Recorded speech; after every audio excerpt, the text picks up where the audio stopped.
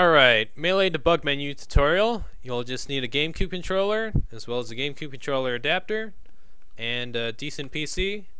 Just download Dolphin emulator and a melee.iso, and just load it up through the browse menu, and then once it's here, just right click it, properties, action replay codes, and you'll see that I already entered the code, but you'll just click add, and enter this code right here, and name it whatever you want.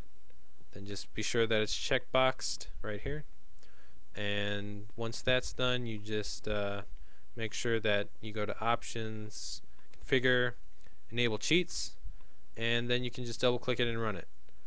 And now that it's running, you just get the screen, you'll press A, press start, and then you'll just press B, and now you're in the debug menu. And change the language to US, debug ROM right here, and then I'm going to use Falco, and change the stage to Battlefield. And luckily they kept the debug menu in the game, and we're able to access it through cheats and test out a bunch of stuff. So the C stick doesn't work. It functions as the camera, and with that you can hold left to zoom in. Left on the D-pad and using the C stick to zoom in, and holding right and the C stick to pan around, I guess. So once you get a good view, you can hold Y and press down on the D-pad to get the frame data. And you can also hold R and press up on the D-pad to get hurt boxes as well as hit boxes when you do attacks. And also blue is invincibility whenever you dodge, air dodge, or roll. And even some attacks, like if you charge down smash, his feet are invincible as well as his legs. And certain things like up smash, his head's invincible. So with that, you could determine if it's good for edge guarding or beating out Peach's down smash and all that. So if I do that again here with holding R and up on the D-pad, I get the models as well, and if I do it once more, I get back to normal. So with that, one last important feature about debug menu. There's a lot of features, but this is just the basics, I guess. If you say jump and press start, it freezes the game. And you can do that any time during it, and it freezes the game. And once it's frozen, you can press Z to frame advance through the game. And you can enter actions as well. So you can pause it, and then I can do a back arrow, and then any other actions. So that's basically how you test the game out. Now I guess I'll cover jump cancel stuff. So basically, you don't really notice it, but when you jump, you're going through a jump squat animation, which the game calls knee bend. And if I press start here, and then hold Y and press Z, you'll see he's in knee bend. And that's frame 0, but it's actually frame 1. So this is actually frame 2. So with that, it takes him 6 frames. No, it's he takes he's airborne on frame 6, so his jump squat is 5 frames long. And certain characters have less, and certain characters have more frames of jump squat. Falco's in the middle. Bowser's takes a long time. You might be able to notice it without even going in slow-mo. And but characters like Fox, Sheik, Ice Climbers, I think even Samus, Pikachu, Pichu, they all have 3 frames of jump squat, or maybe 4. I think it's 3 though. But so they're really hard to short hop with, because short hop is determined when you release the button in time before they leave the ground. One thing Melee kind of did wrong though is they checked before the very last frame, where Brawl checks at the very last frame. So that's why in Project Melee it's 1 frame easier to short hop with hard characters to short hop with, because it uses Brawl's mechanics. So that's one good thing about Project Melee. It's easier to short hop with all those characters. especially the ones that have a very short jump squat animation. And so with that, you're just going to see here that there's 3 different things you can jump cancel with. I mean, cancel that jump squat animation with. You can run, and then you do the jump, and he's a knee bend, and then you can cancel any frame during it with the grab. And I did a grab there by just holding L and pressing A, since I can't really use Z. So you'll see he slides. So that's what jump cancel grab is useful for, because obviously dash grab will take a while, but if you run by dashing and then jump, he'll slide during that knee bend, so that's distance, and then he'll even slide a little bit during the grab. So again, I'll dash, I'll get in the knee bend, and then I'll just cancel it, and he'll go into the grab. And he'll even slide during that grab if you do it soon enough. So I'll cancel it really soon, and you'll see he'll slide. And same with up smash, as well as up B. So yeah. Another concept you can use from this is, normally when you think about aerials and you want to get distance with them, you're going to dash first and then jump. And you're getting more, like I said, you're getting more distance from when you dash and then go into the knee bend than you would if you just went straight into the knee bend without the dash. So with that, you can see how if you just want to wave dash, you're going to want to dash for at least 1 frame. Here, I'll pause it, and then dash, and then go into the jump squat. And then you'll see he'll slide, and then you can enter the air dodge, and it'll slide even more. So you're getting more distance. If you want to do wave dashing, you're going to want to at least dash first before you input the jump and air dodge. And one last thing, jump cancels, like I said, when you use shield, you're not actually going straight into up smash. You're jumping out of shield, and that allows you to do the different things like jump cancel up smash, or jump out of shield then up B. So you're not actually going straight from shield into that. You're actually having to use jump first. Shine, though, when people say shine out of shield, you're actually just waiting for the jump to end and then pressing B. So that's it for, I think, jump cancel. Auto cancel, I'll pull this up here.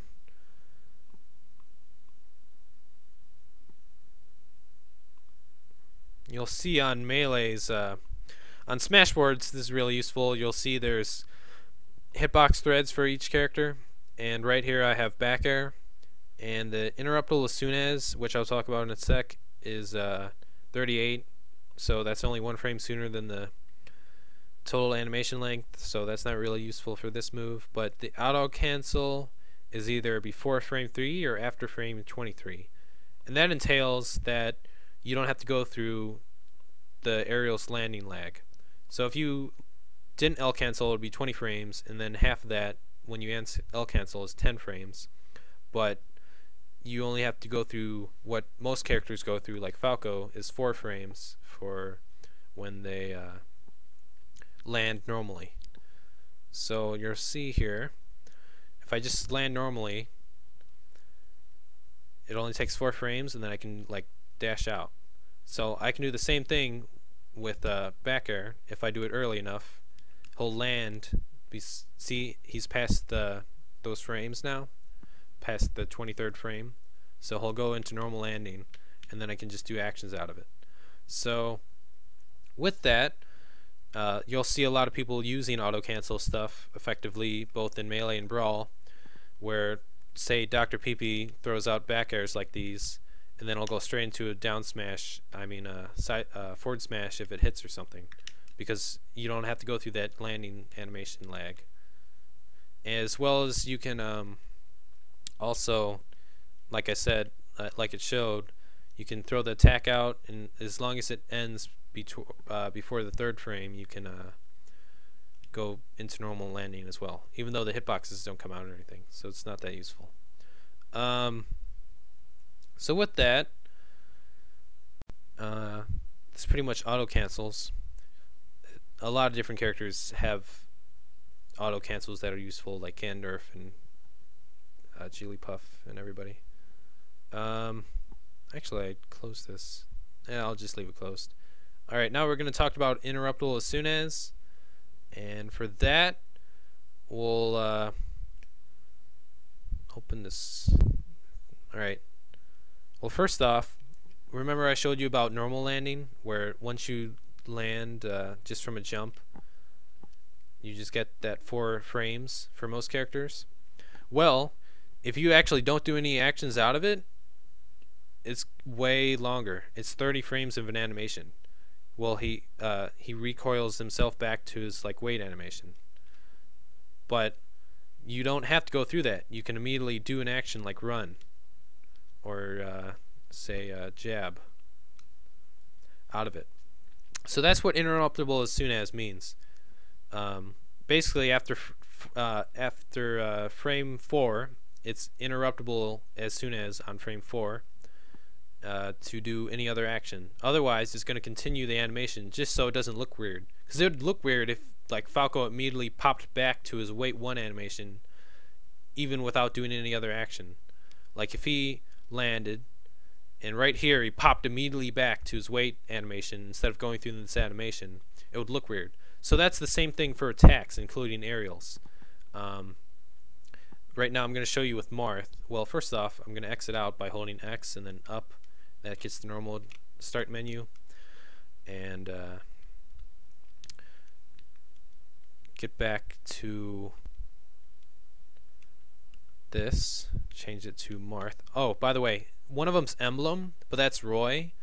I believe they didn't know for sure if they were going to add a different Fire Emblem character, so they just put the file name as emblem. And then Marth here has like a S because there's no like TH in the Japanese language.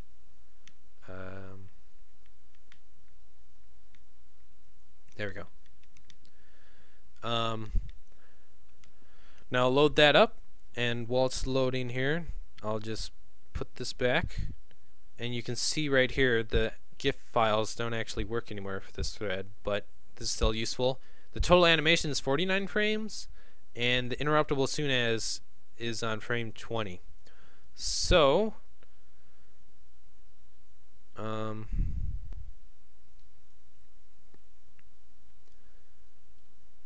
that's Marth's down tilt. I'll zoom in here a little bit.